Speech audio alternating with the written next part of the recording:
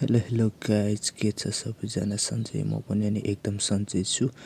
अनि आज चाहिँ बिहान हाई गर्दै उठ्यो अनि मम्जी अघि नै उठेर त्यो बारीमा करेसाबारीमा खन्दै हुनुहुँदो रहेछ।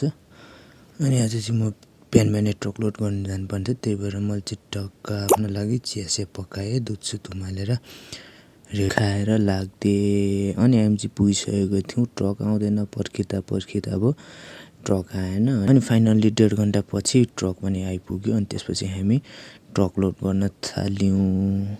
अनि फाइनल्ली हामीले 2 घन्टामै ट्रक लोड पनि गरिसक्यौँ र सबैजना पानी खाँदै एकछिन बस्यौँ, आराम गऱ्यौँ। अनि त्यसपछि लाग्यो आफ्नो घर। त्यसपछि खानासाना खाएर एकछिन आराम गरेको त फाइनल्ली मेरो गोल खेल्न जाने टाइम भएछ।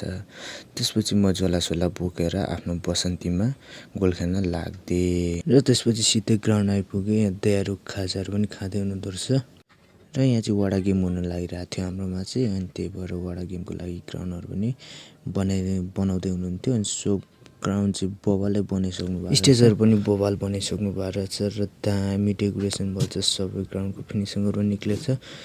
अनि त्यसपछि हामी एकछिन गफसफ गऱ्यौँ र आजलाई चाहिँ ट्रेनिङ पनि भएन हाम्रो। अनि त्यसपछि हामी सबै लाग्यौँ। ल ओके गाइज, आजलाई भिडियो चाहिँ यति नै। नेक्स्ट भिडियोमा भेटौँला। By by guys.